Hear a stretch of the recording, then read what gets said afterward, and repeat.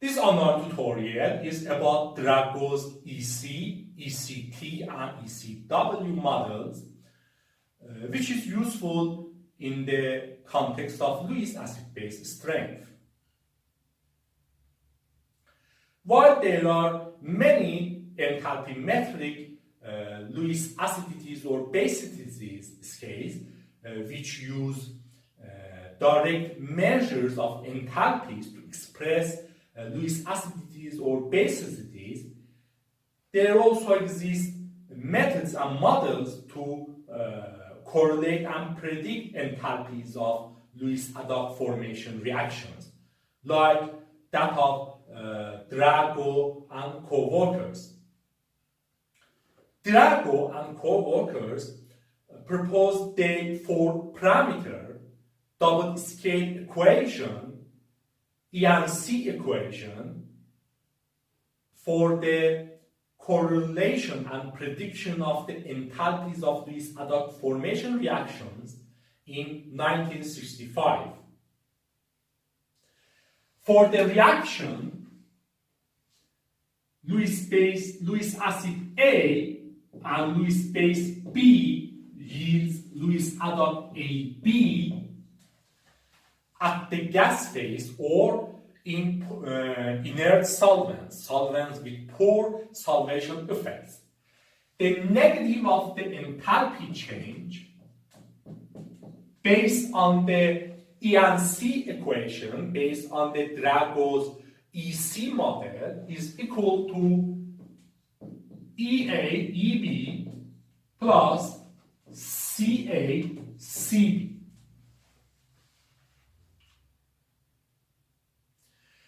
Here we have four parameters, EA, EB, CA, CB, and in fact two scales, double scale, E and C. EA and CA express the Lewis acidity of the Lewis acid A. EB and CB express the Lewis basicity of the Lewis base B. EA and CA are constants of Lewis acid A. EB and CB are constants of the Lewis base B. These parameters can be interpreted in the terms of electrostatic and covalent nature of the interaction between a Lewis acid and a Lewis base to form the Lewis adduct.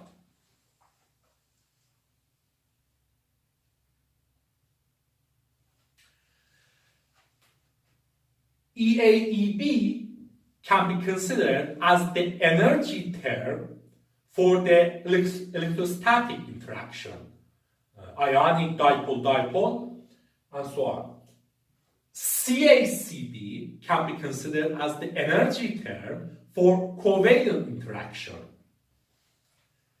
Their sum yields the total energy. E for electrostatic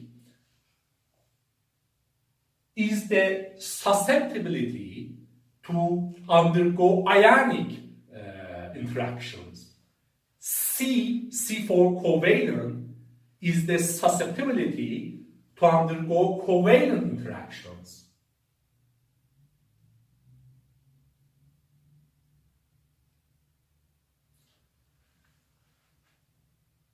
There are theoretical methods that by certain approximations support relating E and C to electrostatic and covalent interactions respectively.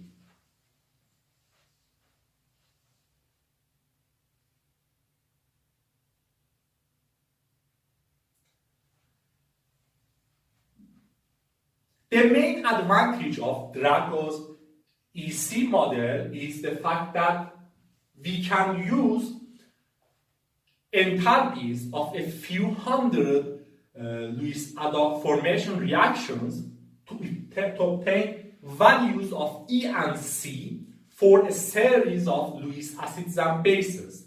And then we can use those obtained values of E and C to predict the values of enthalpies of thousands of Lewis adduct formation reactions.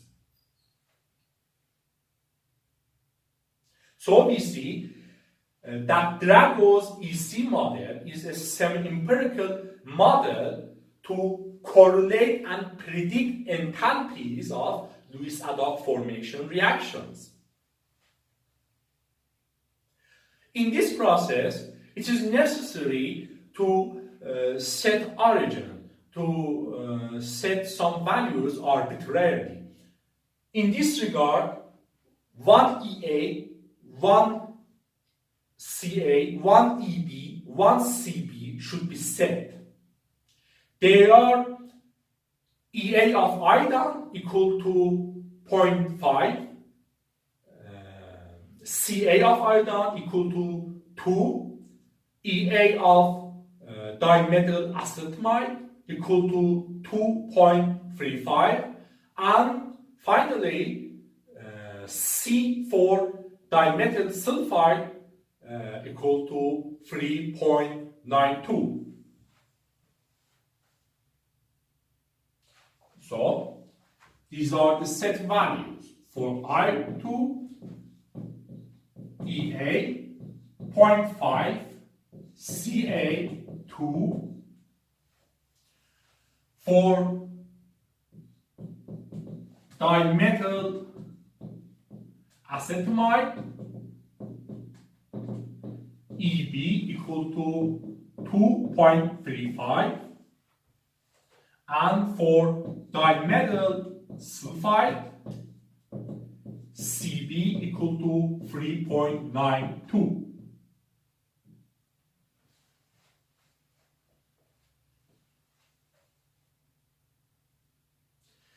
Based on values for these species, by using values of enthalpies in tables, we can obtain E and C parameters for a series of Lewis acids and bases, and then we can use them to predict values of enthalpies of other reactions of this kind.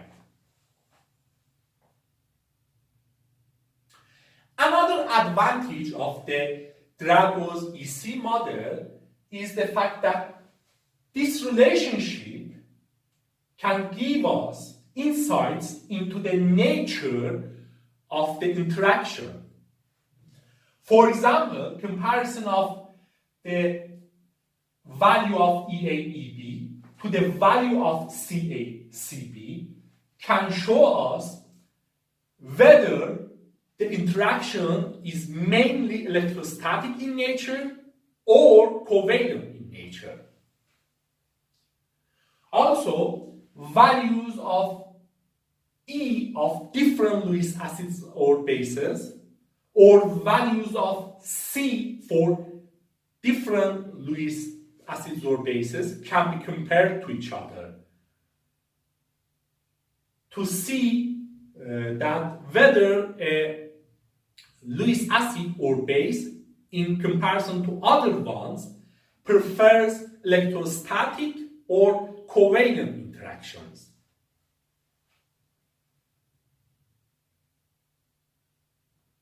In this regard, we can relate Drago's EC model to Pearson HSAB concept.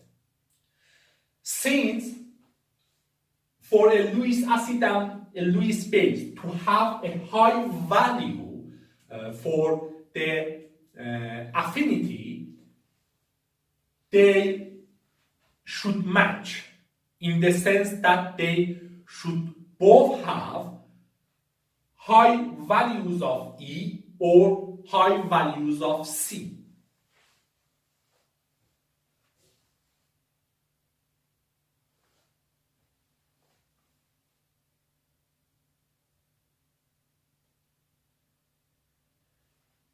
Another advantage of the Drago's EC model is the fact that we can use it to show graphically that order of Lewis acidity or basicity basicities is not unique. And also we can obtain orders of Lewis acidities and basicities in different situations. If we rearrange this equation, we can obtain this equation.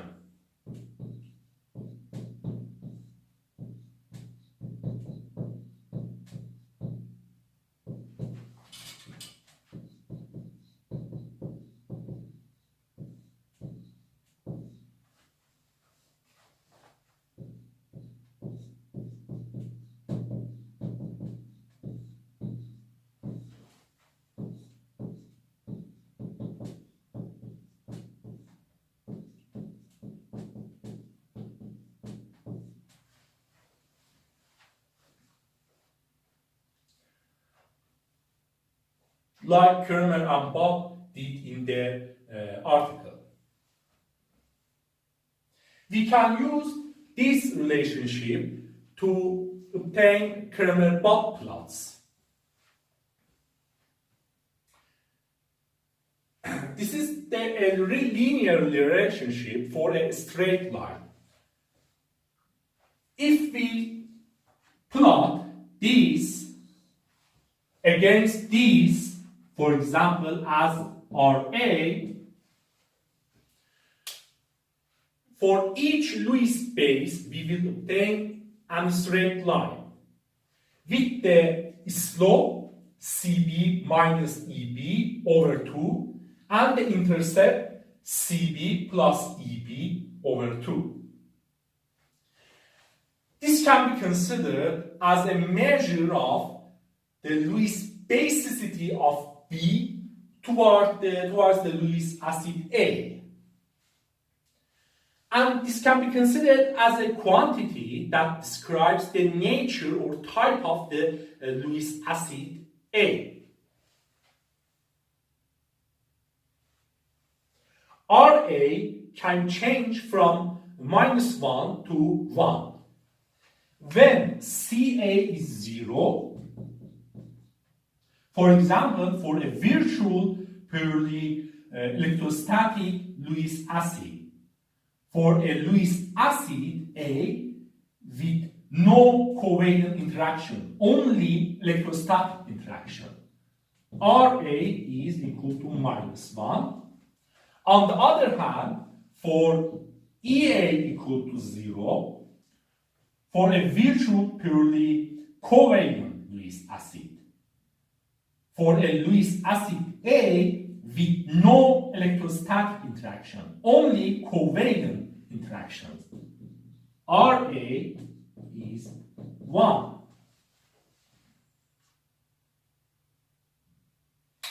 We can use this relationship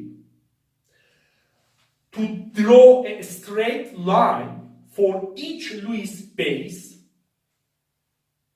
from Ra equal to -1 to Ra equal to +1.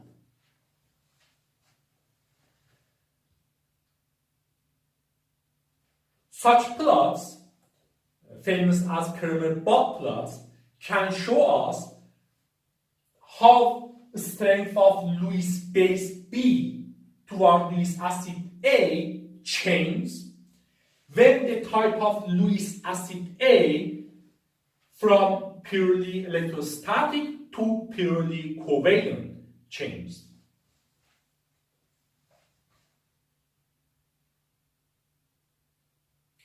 Let's consider an example. Consider the bases ammonia, NH3, trimethylamine, NCH3, and acetyl nitrate.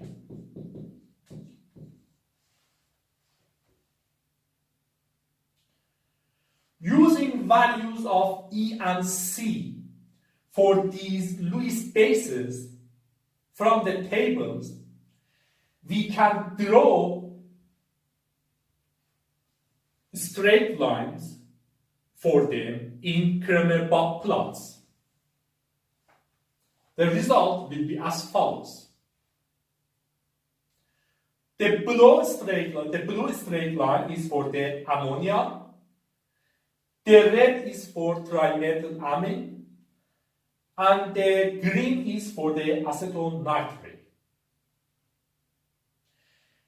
We can see that the Lewis basicity of ammonia decreases when RA value changes from -1 to 1. On the other hand, the Lewis basicity of the trimethylamine increases when RA changes from -1 to 1. Acetyl nitrate is similar to ammonia in this regard. Here we can see that for all values of RA, ammonia is a stronger base than acetyl nitrate.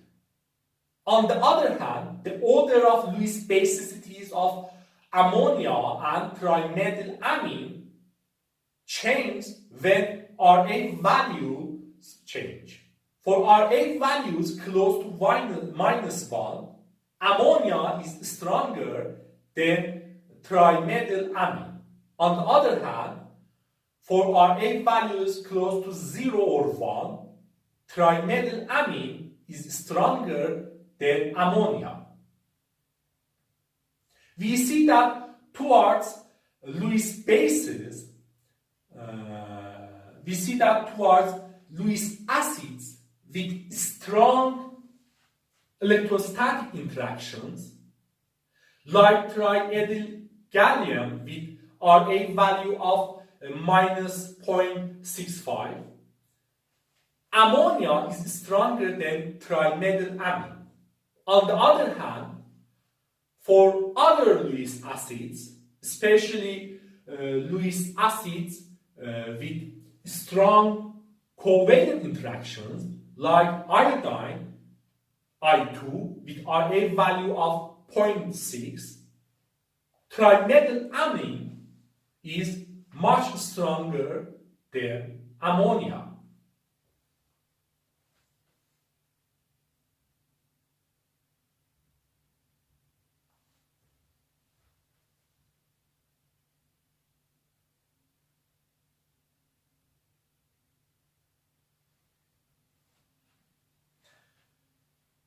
Drago and co-workers proposed this EC equation in 1965. Later, they improved and extended their model.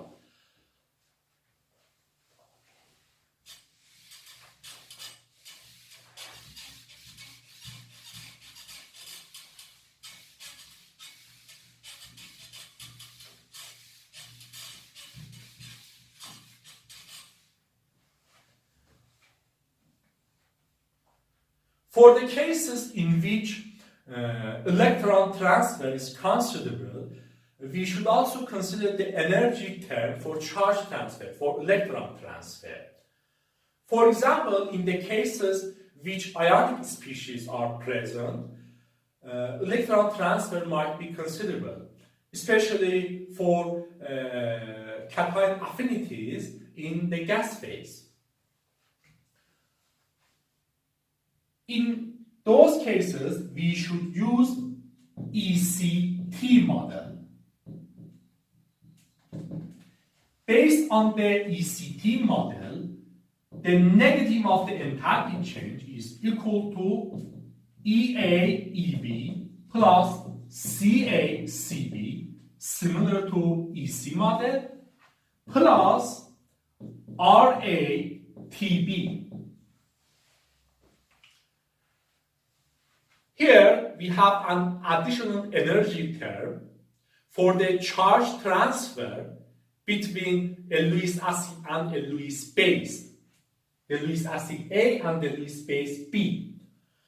RA is the receptance of the Lewis acid A and TB is the transmittance of the Lewis base B. For example, for metal cation affinity scales in the gas phase, we should use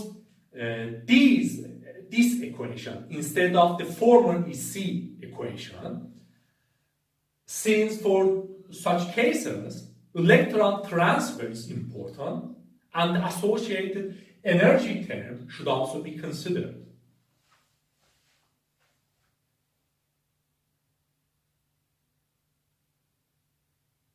For example, in the case of proton affinity, to predict proton affinities by Drago's models, we should use ECT model, since proton, H+, is very susceptible to accept electron from the Lewis space in the form of electron transfer from the Lewis space to the H+, not just by sharing.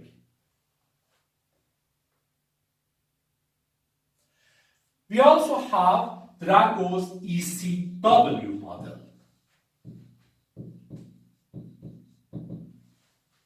Based on this model, the negative of the enthalpy change for Lewis adduct formation reaction is equal to EAEB plus CACB plus W.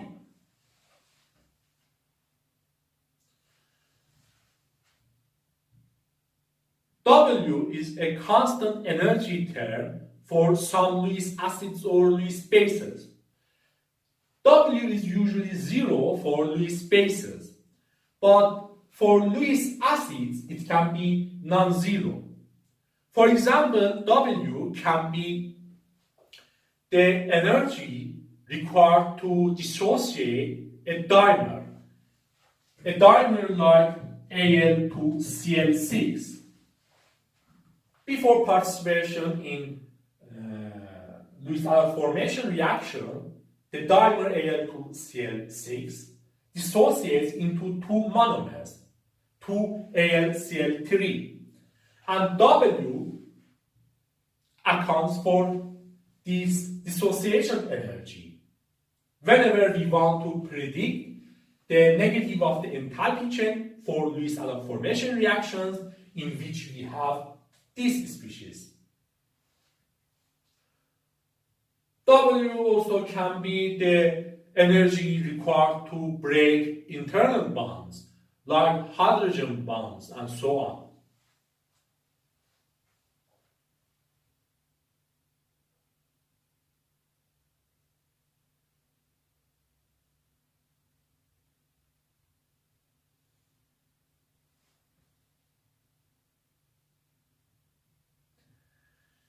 Here, I want to use EC equation to show a useful fact.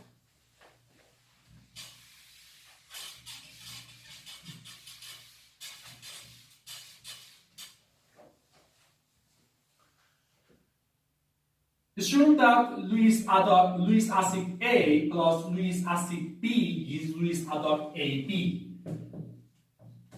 The negative of the enthalpy change, for example, minus negative delta H1 is equal to EAEB plus CACB. On the other hand, assume that Lewis acid A plus Lewis base C is Lewis adduct AC. The negative of the enthalpy change, the negative delta H2 is equal to EA, EC, in fact, EB for the Lewis base C plus CA, CC. Also, the Lewis acid A and Lewis base D is the Lewis adduct AD. And for this one, we will have this relationship.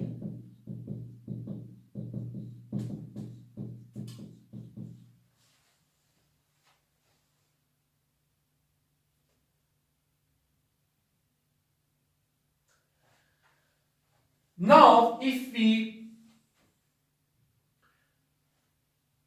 obtain EA and CA from these two equations in terms of other parameters, and then we substitute those relationships, those obtained relationships in this one, we can obtain a relationship of this kind. Delta H3 is equal to K1 times delta H1 plus K2 times delta H2. Or in fact, delta H for Lewis adduct AD is equal to K1 times delta H for Lewis adduct AB plus K2 times the delta H for Lewis adduct AC, where K8 and K2 are here for for Lewis acids, for Lewis bases B, C, and D are constant, independent from the Lewis acid A, and only will depend on parameters for Lewis bases B, C, and D. So, these constants, these factors here are independent, will be independent from the Lewis acid A. They will just depend on parameters for the Lewis bases B, C, and D. Why are relationships like this important? What is the value of relationships like these ones? Relationships like this one show us that it is possible to obtain enthalpies from each other by relationships like these. For example, consider for a series of Lewis acids and bases, we have enthalpies, and we can use those enthalpies, we can substitute values of those enthalpies in this relationship to obtain statistically the values of these factors, K1 and K2. Then by having K1 and K2, for any Lewis acid A, for which we have enthalpies of AB and AC, we can obtain the enthalpy of AD by this relationship.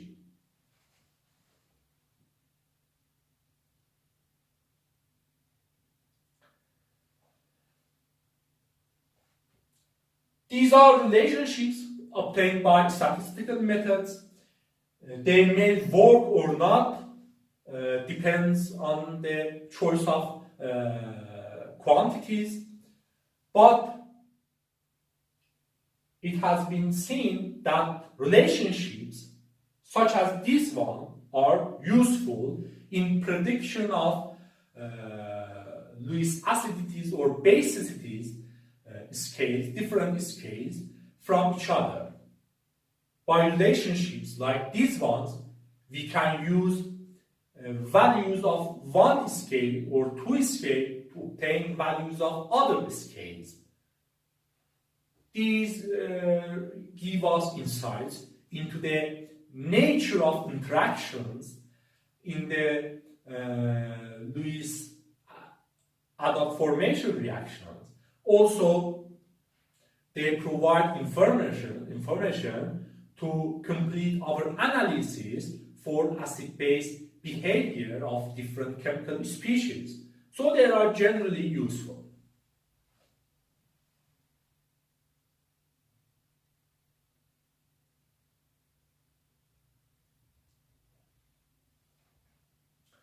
In the next video, I'm going to talk about the hydrogen bond acidity or basicity, and also hydrogen bond acidity or basicity, and also spectroscopic methods to measure Lewis acidities and basicities. This is the end of this online tutorial. I hope you find it useful.